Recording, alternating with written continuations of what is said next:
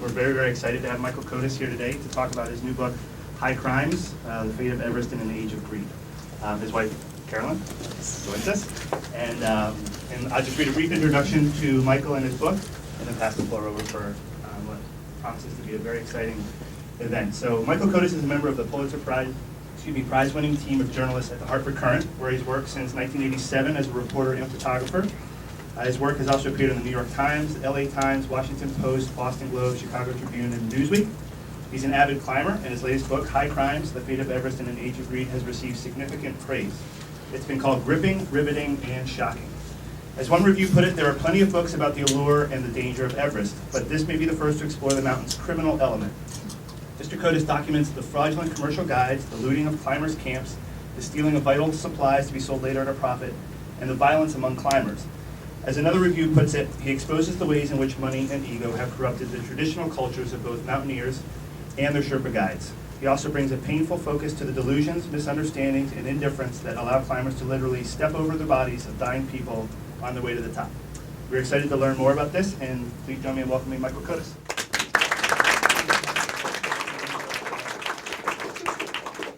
Thanks a lot, Seth, and thanks for having me. This is certainly the most different audience that I've had in a very long time. So it was actually almost 4 years ago to the day that I took off for Mount Everest with a team of New England mountaineers, and I anticipated an expedition that was going to take me to the other side of the world and be probably the hardest thing that I'd ever done over probably 3 months. And now it's 4 years later, and I've been to mountain ranges on 3 other continents and been back to Mount Everest, so I completely underestimated what I was in for. I've got some photos and video to kind of guide you through all this.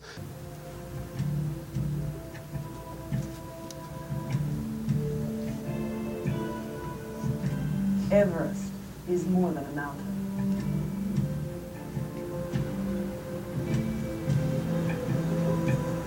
To the Sherpa, she is Chomolungma, mother goddess of the world. To much of the rest of the world, Everest is the ultimate measure of human accomplishment.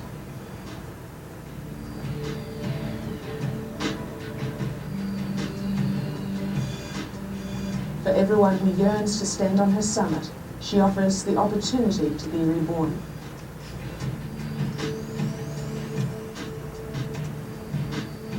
Few of the mountaineers who arrive in one of Everest's base camps have been climbing all their lives to work their way up to the world's tallest mountain.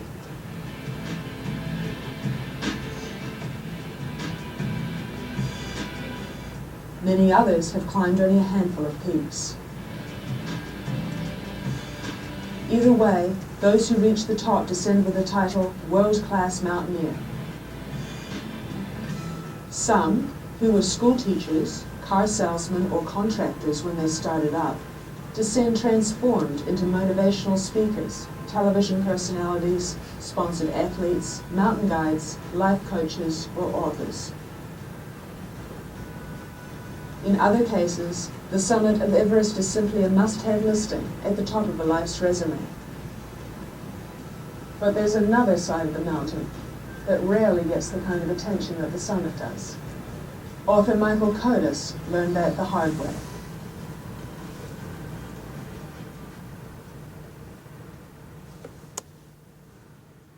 All right, so the photo that I took for the cover of my book, I took somewhere close to my high point on Mount Everest at about 25,000 feet. It was probably my low point in the Himalayas, however. The person in the photo is Ann Parmenter. She's a coach at Trinity College in Hartford, and she was who brought me into Himalayan mountaineering. Ann had a really unusual introduction to being a high-altitude mountain guide. She was on a climb in the mid-90s on Aconcagua, which is the highest mountain in the Americas, and went with a team of other climbers from Connecticut who one by one dropped out on her. You know, somebody got sick, somebody got scared, somebody had to help the sick and the scared person off the mountain, and she ended up sitting in base camp knowing that she was strong enough and well equipped to climb the mountain, but that she couldn't do it by herself. And she was approached by a guide for another expedition with an unusual proposition. He came and told her that she could climb with his team and eat his food, tie into his ropes, go all the way to the summit with his people, allowing that she took care of one unusual chore, which was he had a climber who was halfway through a sex change and desperately mountain sick.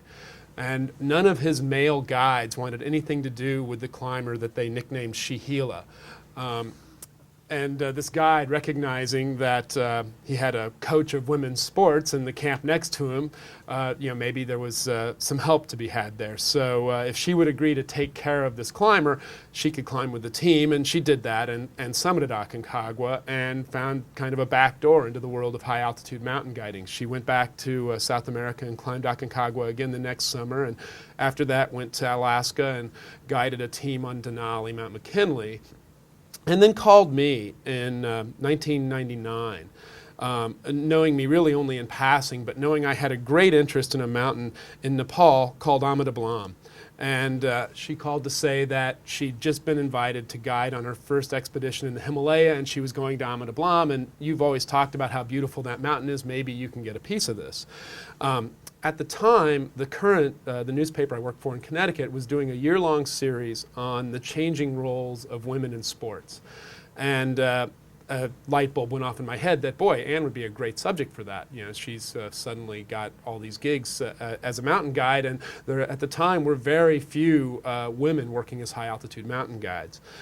There were a lot of opportunities for them because the boom in adventure sports, and in a lot of cultures, particularly cultures from Asia and Muslim cultures, women really don't like to be guided by men. They want to be guided by other women. So Anne was finding increasing opportunities, and I thought that would be a really interesting story. Ama Dablam was the perfect mountain to tell that story on. It actually means, the name means mother's jewel purse. And just below the line of sun that you see on the mountain here, there's this glacier that hangs off of it that the Sherpa women think looks like a pendant. And they believe that the two twin ridge lines you're looking at look like a woman with her arms outstretched. So they see this as a very sacred motherly mountain, which made it a really great backdrop for a story about women in the mountains. It also provides an amazing view of some famous neighbors. That's Mount Everest on the left and Lhotse, which is the fourth tallest mountain in the world, on the right. So you're 12 miles from Everest. You can see 6 of the 14 tallest mountains in the world from the summit of Ama Dablam.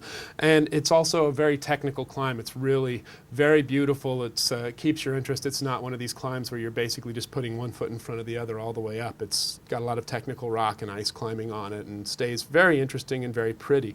Anne and I had both heard of various troubles in the Himalaya. We didn't know that much about them, but our expedition chose to go in the winter onto Ama Dablam because it was getting very popular, and we hoped climbing in the winter we really wouldn't have much problem with crowding. As it turned out, there were 5 other expeditions, and eventually our own summit bid was threatened when a guide for another expedition came soloing against his team's will and fell into a crevasse on our summit day, a crevasse at 22,000 feet. And first myself and then Anne got involved with rescuing this climber. It took about an hour and a half to get him out of this hole. He'd broken his arm and couldn't get himself out on his own, and had we not returned for him, certainly would have perished in this crevasse.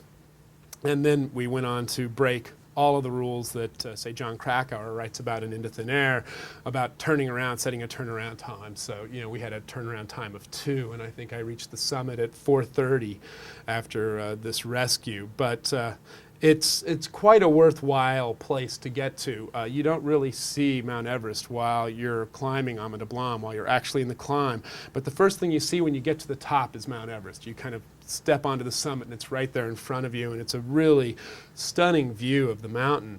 Up to that point, I had never had an interest in climbing Mount Everest. It's really expensive. You spend months on the mountain. It's not a very comfortable place to be, and for the time and the cost that would go into climbing Mount Everest, I figured, you can go to the Andes or a lesser range and climb 20 mountains. And standing on top of the world just didn't interest me that much. But seeing it from that angle was pretty interesting. It was a little more compelling. I still didn't really think I'd come back for it.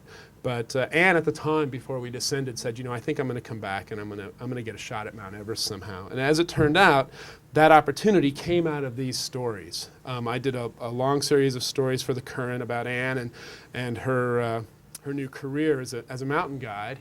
And some climbers that live in my neighborhood, a husband and wife, who between them now have climbed Mount Everest 15 times, saw those stories.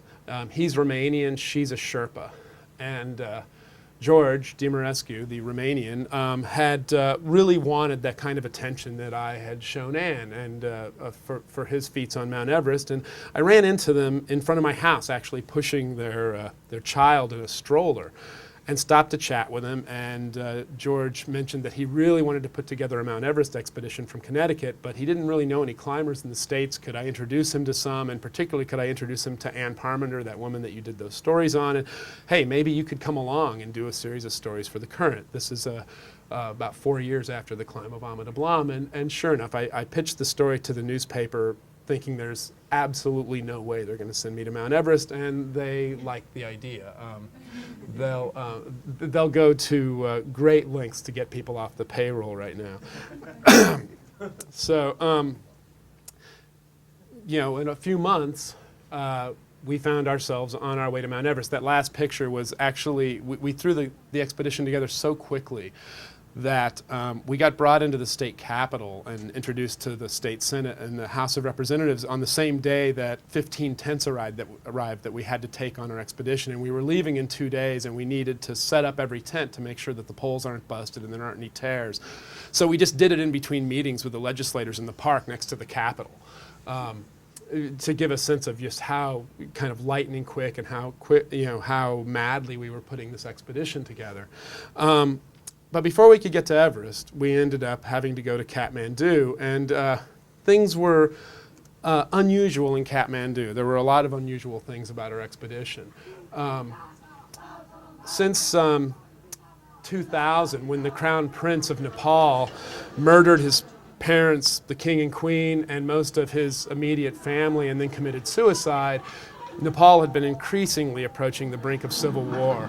There was a Maoist revolution in the countryside, and the current king, the former king's brother, had dismissed parliament, causing all kinds of political protests in the capital city. There were bombs went off by our hotel when we arrived. There were Nepalis were dying almost daily in protests against the government. And we still had a lot of gear to buy that we had to pick up in Katmandu. Tents, we had to pick up boots for, believe it or not, boots, stoves, and all of our oxygen, and then somehow get across Nepal and into Tibet. And we managed to do that before a strike shut down the entire country, and then headed in to Everest on the Tibetan side of Everest. There are 2 trade routes on Everest, as they call them, where most climbers make their ascents, and most being, you know, 95% or more. The famous route on the south side, the route that was pioneered by Ed Hillary, goes up through the South Col from Nepal. The route on the north side is famous for its the most famous thing that happened on it was a failure, which was George Mallory's attempt to reach Everest several times and then vanishing on the mountain prior to Hillary's ascent. And that climbs through the North Col from Tibet in China. And they're very different places. You actually hike to the Nepal side. It takes a week, 10 days, and you acclimatize the whole time you're there. The Chinese really don't like mountaineers traipsing around Tibet, so they actually haul you to base camp in trucks on the Tibetan side, and you almost always arrive, and you're a little sick from the altitude and everything else, and it takes a little while to adjust to it, and it's not a particularly pleasant, snowy place. This is just at the entrance to it. But the real strange thing about base camp on the Tibetan side of Everest is because everything gets hauled in tents, is just the economy and the community that's built up there. So these are just tents right at the entrance to it, but the last time I was there I counted 84 Chinese and Tibetan tents that are set up, and they're really just there to sell things to Westerners. So it gives the place this very much of a mining town atmosphere. So when my teammates and I would wrap bandanas around our faces to keep the dust and the cold from wrecking our lungs before we started the climb, we'd look like bandits, and you fit right in. I mean, it really has this very much of a Wild West atmosphere. There's all kinds of commerce going on. This is kind of a little town just outside of base camp and the equivalent of a Tibetan Motel 6. There are these pony carts running back and forth, sometimes with climbers, sometimes like with just things that the Tibetans are selling, so that kind of look like stagecoaches, dressing the place up. There are literally scores of Chinese and Tibetans showing up looking for work of any kind. They'll come and ask to wash your clothes or to cook for you, to carry gear for you. There are all these tents set up with something to sell to a Westerner, be it booze or bunks or more and more commonly the company of women. And there are brothels in base camp on the Tibetan side of the mountain, and any man that shows up will only be there for a few hours before either a woman or a man representing a tent full of women will try to usher you in and offer you services and list the prices. Out of base camp you have hundreds and hundreds of yaks that are hauling stuff up to the higher camps, and they're hauling basically they're building a little village up at 21,000 feet. So they're hauling not just tents and basic comforts, but all kinds of tables and heaters and computers, video screens. It really functions much more like a village, like a mining town, than a mountaineering camp. Advanced base camp, which is 13 miles away from base camp and 4,000 feet higher, is really just as crowded and has just about as much commerce going on, although a lot slower because it takes you a while to move from tent to tent while you're shopping. And then up into the higher camps, the crowding has reached quite epic proportions. And I hadn't really realized how much Everest had changed since 1996, which is the year of the disaster that John Krakauer wrote about on Mount Everest. But to give you a sense of the way the economy is built there, in 1996, 98 people reached the summit of Mount Everest, and that was considered pretty epic. Just an amazing number of people to summit Mount Everest. Last May, well over 500 people summited Mount Everest, and this year the estimate was that they would break 600, except that the Chinese government, and there are different sources on this right now, it just happened 3 days ago, has announced that they are closing the north side of Everest until May 10th because they are running the Olympic torch to the summit of the mountain. Yeah, go ahead. Yeah, so I have a question. So I often hear these figures about, this many people ascended Mount Everest. Do Sherpas just not count? I'm counting Sherpas in those numbers. Got it. So yeah, no, but you're right. Very often people don't include Sherpas in the figures. And when the book first came out a month ago, I actually was in a talk and somebody was explaining how the Khumbu Icefall on the south side had become so much safer because nobody had died in like 10 years in the Khumbu Icefall, and just failed to mention that, oh no, a lot of people have died there, but they were all Sherpas. Who were fixing ropes for Western climbers and doing the work for Westerners and taking all of the risks, and that's who died, but it's very easy for Westerners to forget that. So I was learning a lot about the kind of the other side of Mount Everest, and it was reasonably shocking. But the bigger concern was what was going on my own team. And I was learning very quickly that the charming man who had invited me on this expedition to Mount Everest had quite a reputation, and had been accused of any numbers of things by any number of other guides. And we actually had notes sent to us by other teams saying, you should know about the people that you're on the mountain with. And George actually admitted that he had beaten his wife's 15-year-old sister in the death zone on Mount Everest when the girl became the youngest person ever to climb the mountain. The year before we were there with him, other guides accused him of theft and all kinds of other things, and George became increasingly hostile towards me and a number of the other teammates. Our Sherpas, who, it's okay. Should I stop? No, okay. Now, our Sherpas, who we had all hired, actually, in the end, really worked for George. And so they came back to us repeatedly asking for more money that added up to thousands of dollars that particularly Ann Parmenter and I didn't have with us and really couldn't afford, but have finally came up with, and after paying them off, went off and worked for the rest of the expedition and basically abandoned us. And by the time Ann and I started our summit bid, George had openly threatened my life and told teammates that he could sabotage my oxygen gear or light a tent on fire to make sure that I didn't get down off the mountain and report what I had been learning.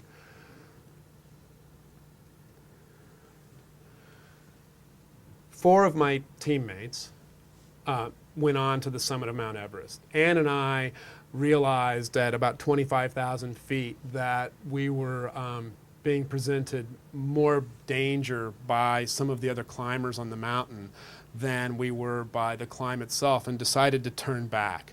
And although four of my teammates did summit the mountain, the expedition actually climaxed when George beat his wife and left her unconscious outside one of the team's tents, forcing the other women on the team, Carolyn and Ann Parmenter, to go rescue her and then get her medical attention from another expedition.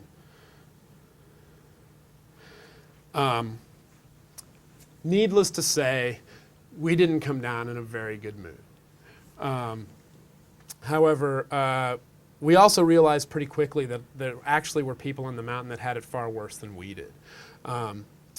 One of the things that's very interesting about Mount Everest in particular, but a lot of the high mountains now, is that there are as many laptop computers on this mountain as there are stoves. And every team is plugged in. They've all got satellite modems. You know, I use the same equipment that some of my colleagues used to cover wars in Iraq and Afghanistan.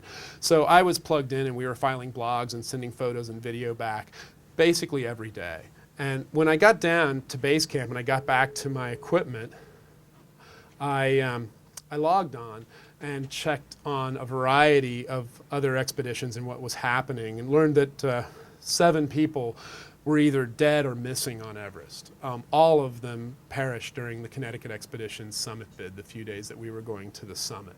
So it was really a harrowing time to actually be on the mountain, and it was very hard to sort through what had happened to various people. A number had been left behind. That's okay. Guys, if you're on the VC dialed in, can you put yourself on mute? Sorry. So in trying to find out what had happened to various people, a number of whom I'd met in passing, and you know, there were 3 Korean climbers, all of whom were alive and walked past by other climbers and trying to be rescued or rescue one another, who ended up perishing, and a variety of people missing. But one note really stood out, and it was from a woman in London. And basically all it said is that, please, my father is missing on Everest, can somebody help? That email actually went out around the world to various climbers' websites and into climbers' email boxes. And the climber in question was named Niels Antizana. And Niels was a doctor from Washington, D.C. He reached the summit on the day that I turned back from the summit. But on his way down, he vanished. However, nobody on the mountain realized this for 2 days, because his guide came down, filed a report in South America, where he's from, in Argentina, saying, you know, congratulations to himself. He's made it to the summit of Everest. He got his client to the summit of Everest, and he's on his way back to base camp, never mentioning the fact that his client was missing and presumed dead. He didn't contact the family for 2 days. The woman who had written the note to us was his daughter, Fabiola, who's on the right in this picture, on vacation with her parents, Gladys on the left, and Niels in the middle. And the man he climbed with is a guide from Argentina named Gustavo Lisi. And Fabiola was already suspicious about her father's guide before they even headed for the summit. It was very obvious to her in some satellite phone calls to her father that things weren't going well, that her father didn't trust his guide and probably wasn't sharing everything that was going wrong on the expedition. But it was very clear that Niels Antizana was both sick and also climbing with somebody that he distinctly did not trust after he arrived on the mountain. After 2 days, Gustavo Lisi called Niels Antezana's wife in Washington, D.C., at the prodding of other guides on the mountain who basically, found out that the family had not been notified that their loved one was missing. And Gladys Antezana called her daughter in London. And immediately upon learning that her father was missing, she sent out her note and she tried to arrange a rescue in Nepal for her father, and then began to research the guide. And in really a matter of hours, Fabiola Antezana had connected through that one note with climbers in Europe, in Asia, and in South America, and each brought a different piece to the puzzle of how her father had died on Mount Everest. The first person that she discovered was a Basque climber named Juan Carlos Gonzalez. And Juan Carlos Gonzalez told her the story that would be the most harrowing that she would hear. The reason that Niels Antezana had selected Gustavo Lisi to go to Everest with is that he believed that Gustavo Lisi had climbed Mount Everest before. He also believed that Gustavo Lisi had very coveted and difficult to attain international guiding certifications. Juan Carlos had a letter online that Fabiola was able to find and then contact Juan Carlos himself that disputed that first claim. In fact, Gustavo Lisi had never been to the summit of Mount Everest before. What he had done was, on an expedition in 2000, he had climbed on a team with Juan Carlos Gonzalez, and Juan Carlos had continued to the summit of Everest when Gustavo Lisi had turned around and retreated. Juan Carlos got stuck in a storm and was actually trapped overnight below the summit of Mount Everest, and ended up losing 7 of his fingers to frostbite. But he survived, which is so much more rare than actually summiting Mount Everest, to actually spend a night out above 8,000 meters and live through it. And he crawled back to the camp where Gustavo Lisi was, and Gustavo, according to Juan Carlos, had offered him aid and assistance. And Juan Carlos passed out at one point, woke back up, and Gustavo Lisi was gone. And other climbers from the team, Italians, came up to this camp. It's the highest camp in the world, actually, and rescued Juan Carlos, and actually had assisted Gustavo Lisi down before rescuing Juan Carlos. Juan Carlos was evacuated from the mountain and went to Zaragoza, Spain, and spent 2 months in the hospital there having his fingers amputated, and sent his pictures in to be developed, and heard back from the lab that basically said, hey, you've got some really beautiful pictures from Nepal, but that camera that you took up to the summit of Mount Everest, there's no film in it. And for a climber, particularly on an expedition like that, I mean, getting your camera working right is about, second only to making sure your crampons and your ice axe is sharp. And he was certain he had film in his camera, and began to investigate what had actually happened to his pictures, and didn't really suspect Gustavo Lisi at first, but some of his teammates did, and they looked into it, and they discovered that Gustavo Lisi had published photos on his in the media in Argentina from the summit of Mount Everest, claiming that the man behind the hood and goggles and hat, whose face you can't really see, was him, Gustavo Lisi, not Juan Carlos Gonzalez, on the summit of the mountain. And using those photos, he could start looking for clients for big mountain expeditions. That was the first piece of the puzzle Fabiola picked up on. The next piece came only a couple hours later, when she got a phone call from a couple in New York City named Tom and Tina Shorin. And Tom and Tina Shorin are really fascinating characters, and that's one of the things that really drove me in writing this book, is how amazing so many of the characters are in the book. Tom and Tina Shorin are Swedish, and they made a lot of money in business. But before they'd gone into business, they had trekked into Tibet on the first year that China had opened Tibet to Westerners, and they'd gone and seen Mount Everest and kind of made a commitment to one another that they were going to come back and climb this mountain, even though they had no mountaineering experience. And they came to Mount Everest in 1996, the year of the really horrible disaster. Didn't get very high, but saw some really awful things and learned a lot about the mountain. And they came back in 1997, and again in 1998, and finally in 1999, basically now understanding how these expeditions work and running it all themselves. They summited Mount Everest, but they didn't just summit Mount Everest, they wired it. And they kind of proved to be a tipping point in the way Everest is climbed and covered now. They actually took computer equipment all the way to the summit and had a wireless network set up throughout their climb so that they could transmit photos and video and stories pretty much every step of the way of their climb of Mount Everest. They came back down, and in the subsequent years, they skied back to the South Pole and the North Pole, gradually developing these technologies, writing a program that they call Contact, I think it's 4.0 now, and using that and some handheld computers and other very small equipment, they have created a system where adventurers can file reports from pretty much any square inch of planet Earth at any time. And along with that, they created a website called Explorers Web, which is an umbrella of a number of different adventurers' websites. There's MountEverest.net, and there's another site for K2. There's a site for ocean rowers and for polar explorers.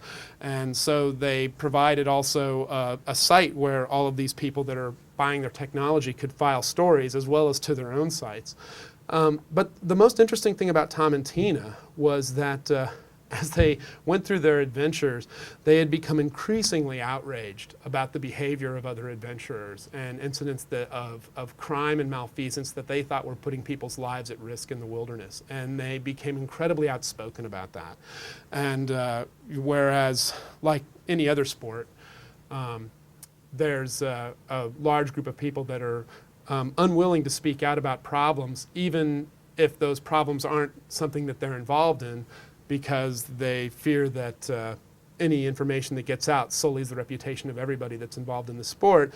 Tom and Tina became very loud and very vocal about every incident of theft or fraud that they witnessed in the mountains.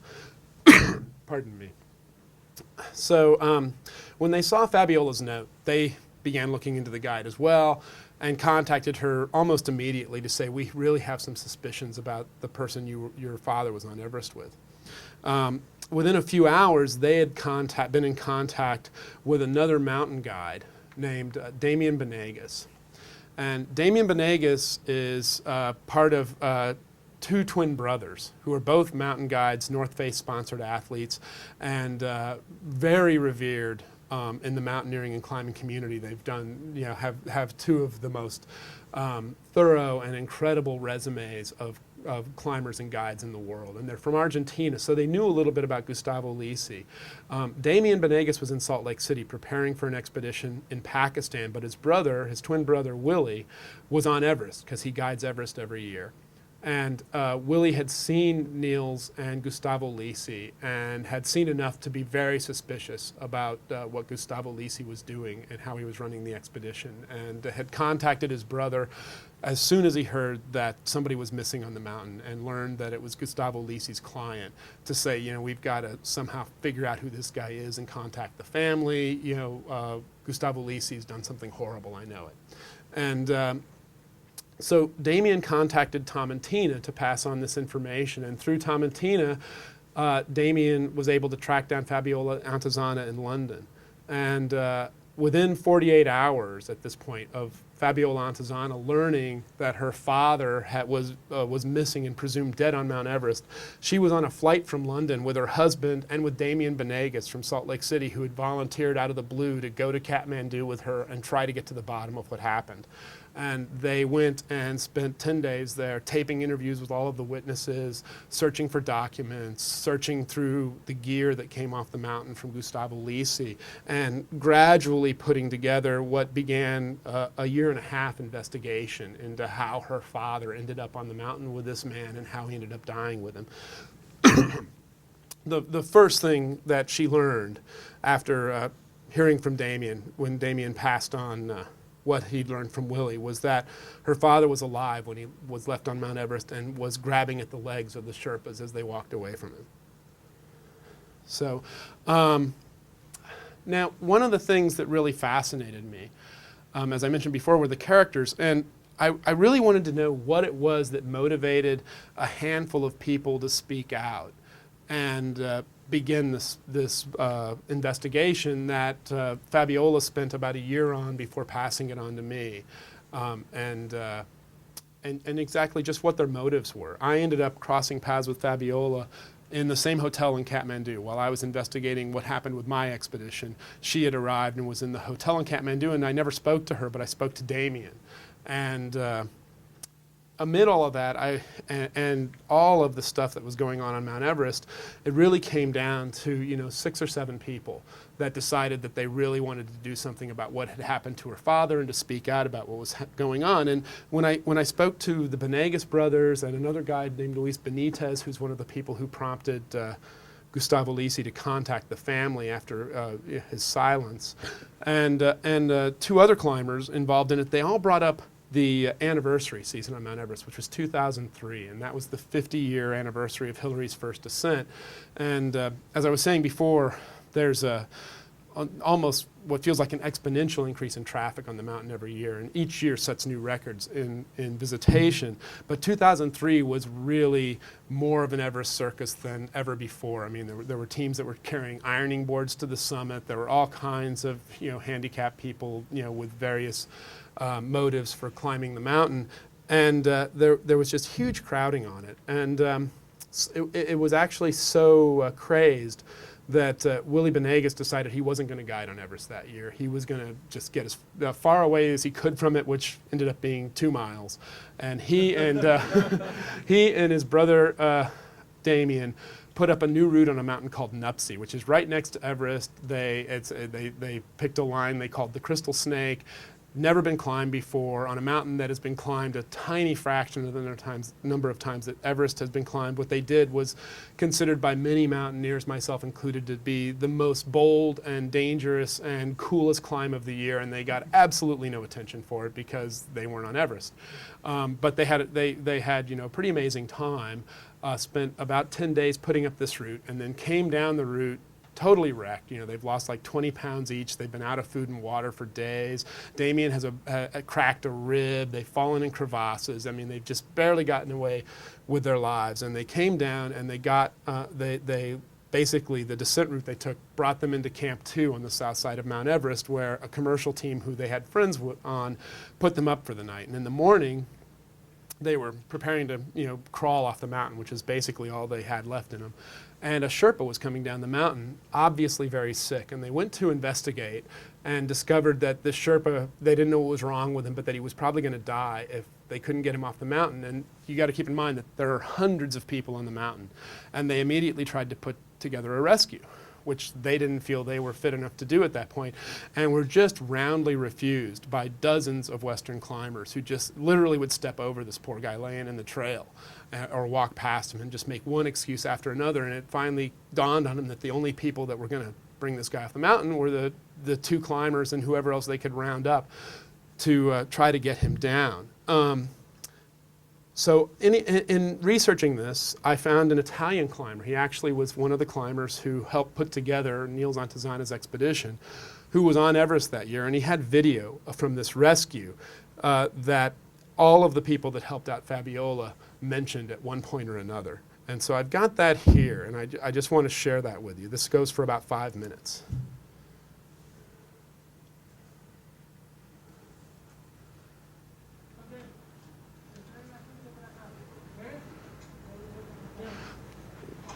There's a moment in this video where one of the climbers becomes a little more involved in the rescue than the others, and that's Damien Benegas, who flew to Katmandu to help Fabiola. And it's good to keep in mind that at that point he's nursing a cracked rib and has been climbing for some 10 days straight.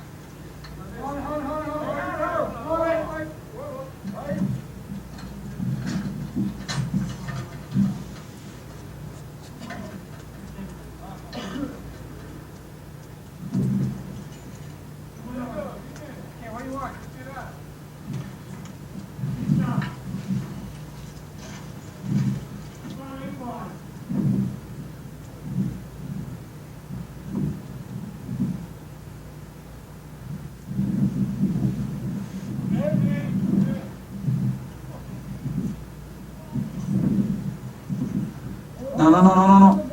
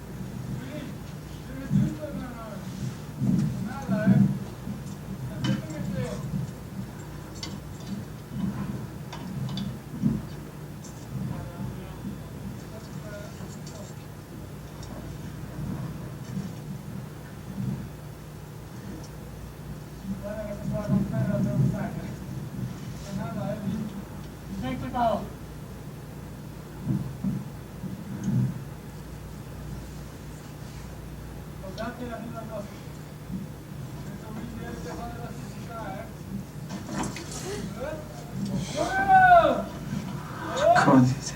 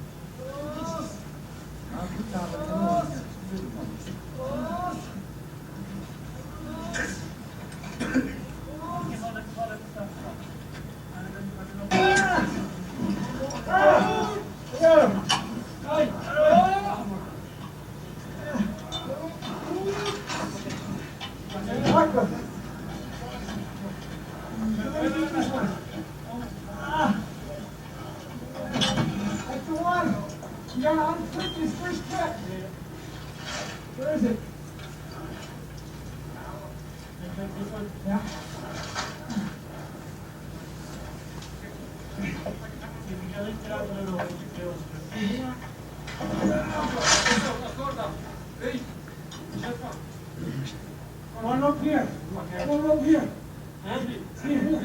You up. So 2 points to make with that. That's 5 minutes of a rescue that went on for more than 12 hours. And that Karma Sherpa died in the middle of the Khumbu Icefall in the middle of the night.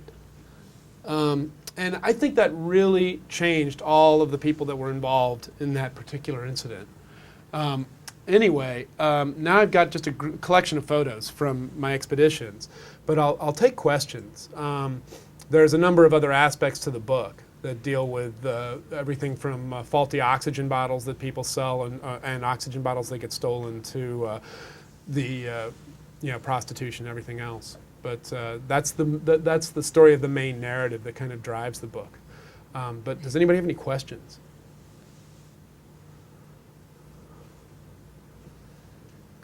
So what ended up with the villain of the story? Pardon? So what happened to the villain of the story? What happened to the guy from Argentina?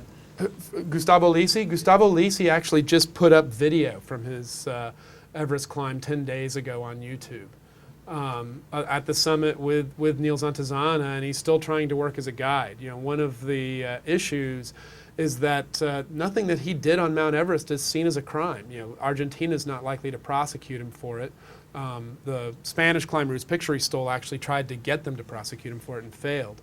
And the governments of China and Nepal, I mean, I think we've seen, you know, how reluctant China is to monitor things like that. And Nepal, I mean, we're dealing with the poorest country in South Asia that can barely hold itself together, much less get involved with policing the behavior of mountaineers on Everest. So not only is Gustavo Lisi not been pursued for any criminal behaviors, but he actually could go back. You know, the governments would eagerly take his permit fee again and let him go back, which is how you end up with some of the guys that get into trouble on Mount Everest able to return year after year and do the same things year after year. Yes? Yes, okay.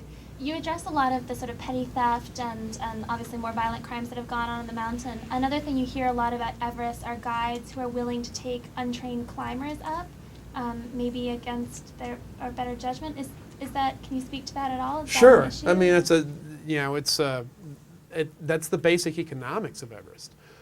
Actually, the average skill level decreases every year, and there are people that show up that don't know how to tie the most basic knots. You know, I've watched people try to put their crampons on upside down, and you know, not to sound like I'm defending guides, but you know, I interviewed a friend of mine who's a very good guide who said, you know, one of the problems with that is if I turn that guy away, he's just going to show up with another team. And he's going to be right next to my camp, and if we're all on a summit bit at the same time and he gets into trouble, I'm as likely to have to rescue him as somebody else is. A really good example of that is something I write about in the book. There was a German climber in 2006 when I was on the mountain, and he had a tumor removed from his brain. And that left him with something to prove on Mount Everest, and a very strange health problem that came with it, because what it led to was he would gradually go blind as the air pressure decreased. So he got more and more blind as he got higher and higher on the mountain. And there was a climber who he hired as his guide. It was the first time this guy had guided Everest. He'd climbed it once before and had to be rescued himself. But he had a very nice website and was, you know, very great photos and was really good at marketing himself. And the climber who was stricken with this ended up being turned back actually by a group of my teammates. And he fell at the second step, actually just got very sick and died almost instantaneously, but fell down the second step.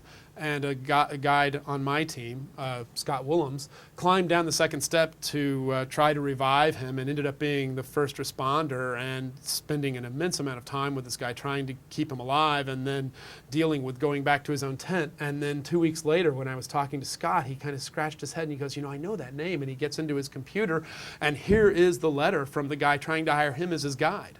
So, you know, not only did Scott not take this guy, but he ended up being the person with him dying in his lap anyway. So it's a really weird economy that's going on up there. But yeah, you know, most of the people that go to Everest now are not seasoned mountaineers, and nothing against them, you know, if that's really what you want to do. But you know, you've got a lot of politicians and business people or accomplished athletes from other sports who feel incomplete without Everest on their resume, and you know, more and more of that kind of climber who doesn't have anything else on their tick list other than Everest. It's the only mountain they want on their resume. Yes? I have a good friend who, I don't know if she's a mountaineer, she did Denali a couple of years ago and has been talking about rewarding herself when she finishes her PhD by climbing Everest. Is there any advice that you have for someone who wants to do that as far as finding a good, reputable guide? And Doesn't she have enough suffering with doing a PhD? Yeah, I mean, there you know, Everest draws the best and the worst guides in the world because it has the lowest requirements of guides, which is none. The government of Nepal won't even call somebody a guide.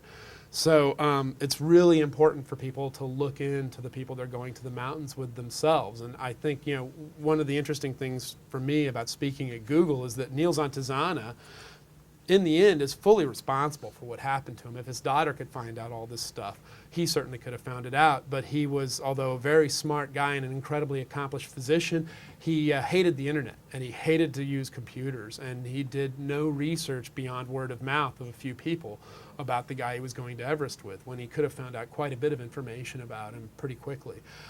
So that would be the first thing. Talk to clients, both successful and not successful, that they've had, and particularly, you know, go, you know, talk to the guiding companies, because, you know, even if you're not going to go with their company, you know, like Alpine Ascents or Mountain Madness or International Mountain Guides, they certainly know if a guide has been a problem, or you know, there's a, you know, a history that should be known about somebody. Yeah.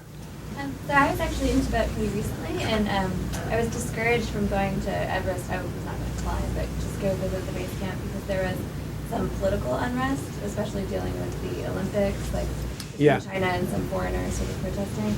And I heard that there was occasionally some pretty severe like violence that happened from political unrest. I wondered if you had like. Yeah, I write about that.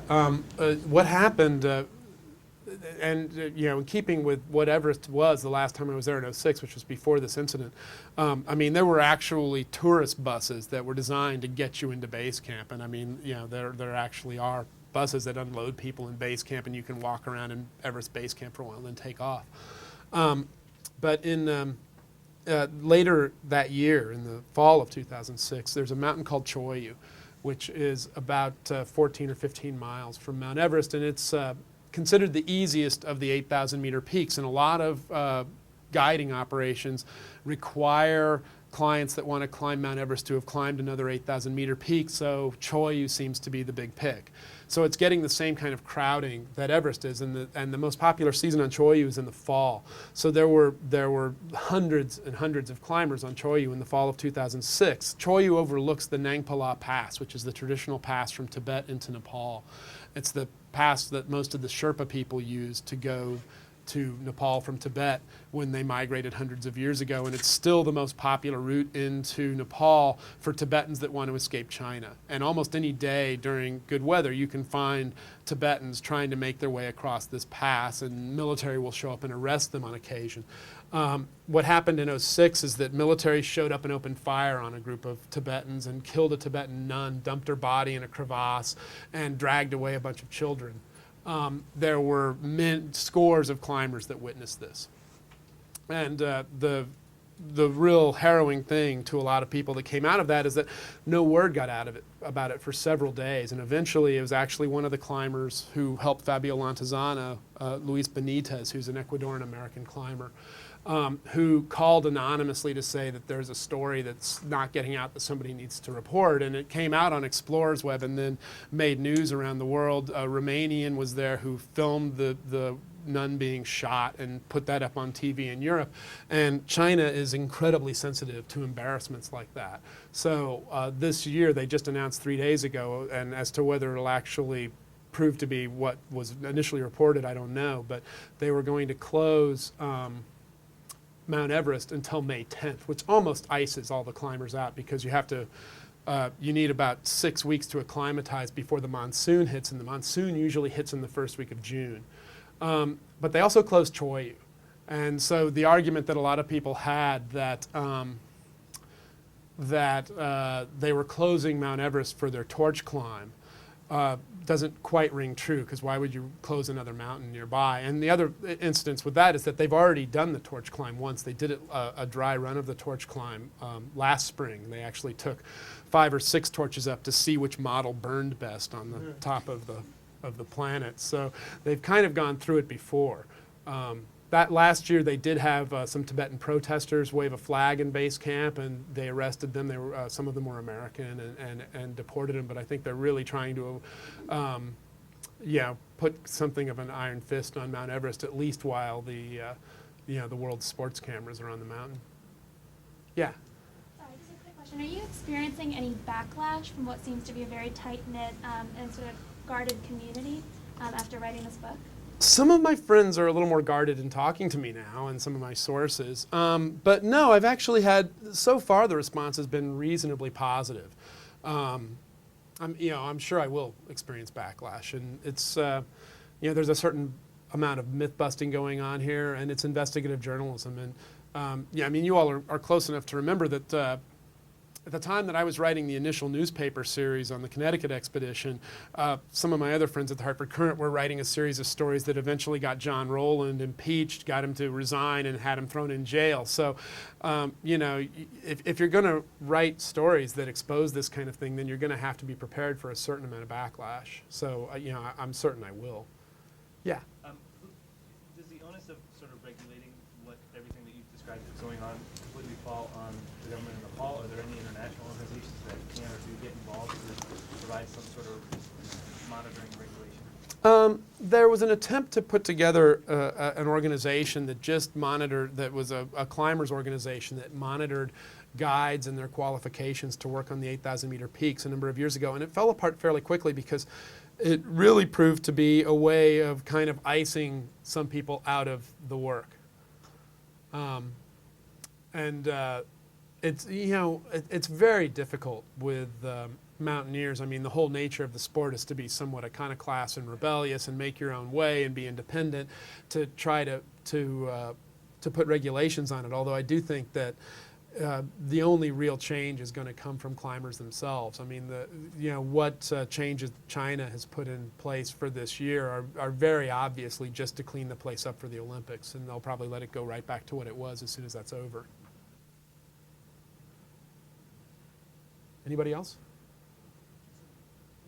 Sure. Do you see prospects for things getting any better in the foreseeable future? I mean, you talk about climbers having to do things, and there's certainly, information becoming available, in, at least from what you said, in ways that wasn't available before. Do you think it's going to change anything? Well, I think it does change things that there's that high-tech, high-touch thing going on here. So climbers tend to be very technologically savvy people, generally. So that helps. And I think more importantly is the number of climbers that have been willing to speak out about issues like this just in the last few years.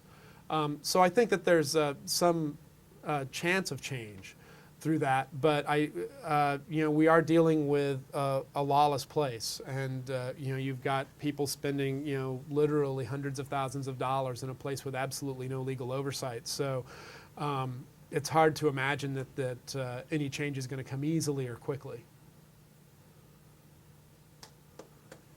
Thanks for having me.